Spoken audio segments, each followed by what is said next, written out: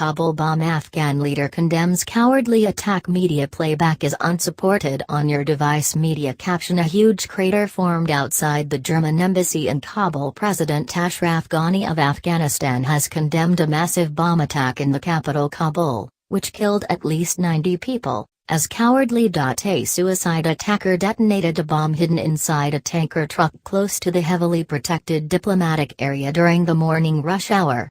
Some 400 people were injured by the blast, which left a deep crater. No group has said it carried out the attack, but Taliban militants denied being involved. Recent bomb attacks in Kabul have been claimed either by the Taliban or so-called Islamic State, IS. Most of the casualties were Afghans, but foreign nationals were also injured, including 11 U.S. citizens.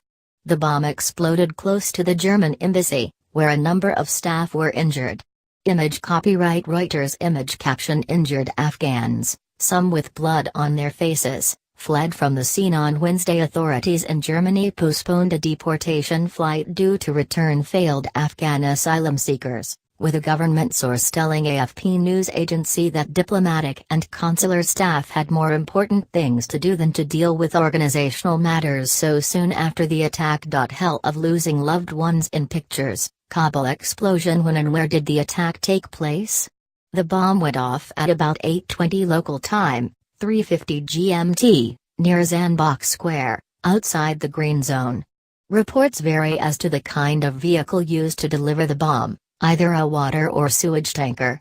One Western diplomatic source told AFP news agency the blast had been caused by more than 1,500 kilograms, 3,307 pounds, of explosives. The area is home to key buildings including embassies and the presidential palace. More than 50 other vehicles were destroyed. Image copyright Reuters. Image caption: local hospitals treated the casualties as people waited outside for news of loved ones who were the casualties.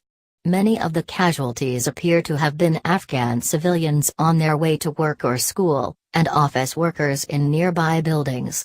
I have never seen such a terrible explosion in my life, local shop owner Syed Rahman told Reuters news agency after his store was badly damaged. Another resident, Abdul Wahid, told the BBC the blast had been like a heavy earthquake. Media playback is unsupported on your device. Media caption: Bxtajudin Suresh was a passenger in the car with Mohammed Nazir when bomb exploded. Those injured or killed in the attack included Mohammed Nazir, a driver for BBC Afghan for more than 4 years, who died in the blast. 4 other BBC employees were injured. 11 U.S. citizens working as contractors at the American embassy were also injured. Employees at the German embassy were injured and 1 Afghan security guard had died.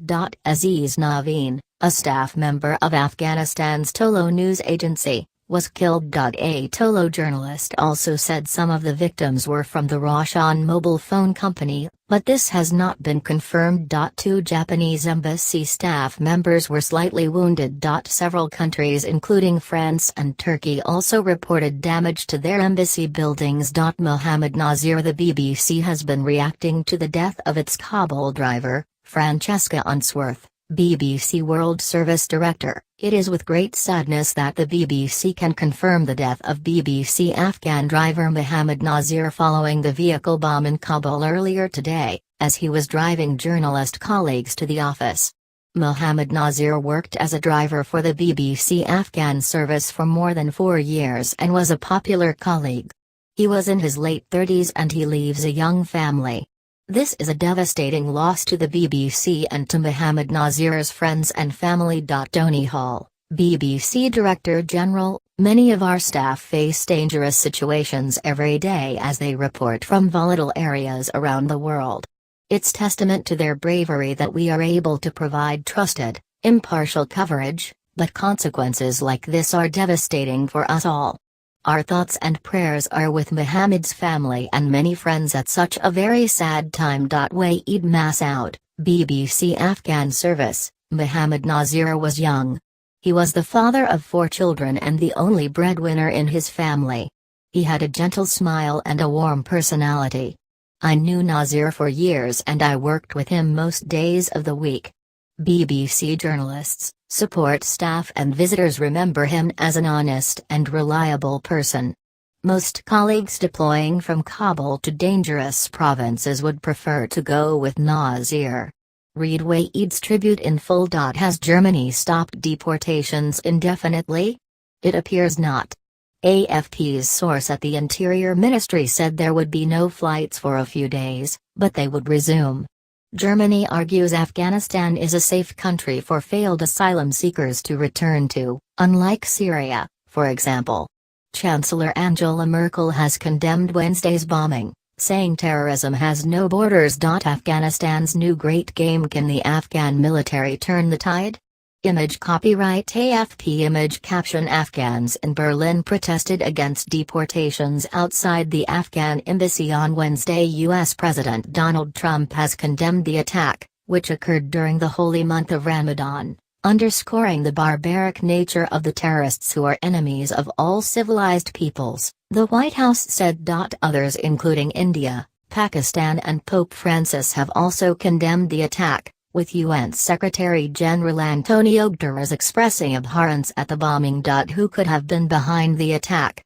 The Taliban has denied responsibility, but Afghan government spokesman Sadiq Siddiqui said it was very typical of them to do so in situations with many civilian casualties. Their denial will make no sense because it's very clear for people who is behind these kinds of attacks, he said. The Taliban said it would focus on foreign forces when announcing the start of their major spring offensive last month, and recently attacked an Afghan army training compound in the northern city of Mazar-e-Sharif. The IS claimed responsibility for a suicide bomb attack this month on a NATO convoy passing the U.S. Embassy in Kabul.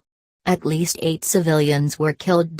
It has made no comment so far on the latest attack. The U.S. has about 8,400 troops in Afghanistan, with another 5,000 from NATO allies. The Pentagon has reportedly pressed President Donald Trump to send thousands more troops back to the country to try to counter gains by the Taliban.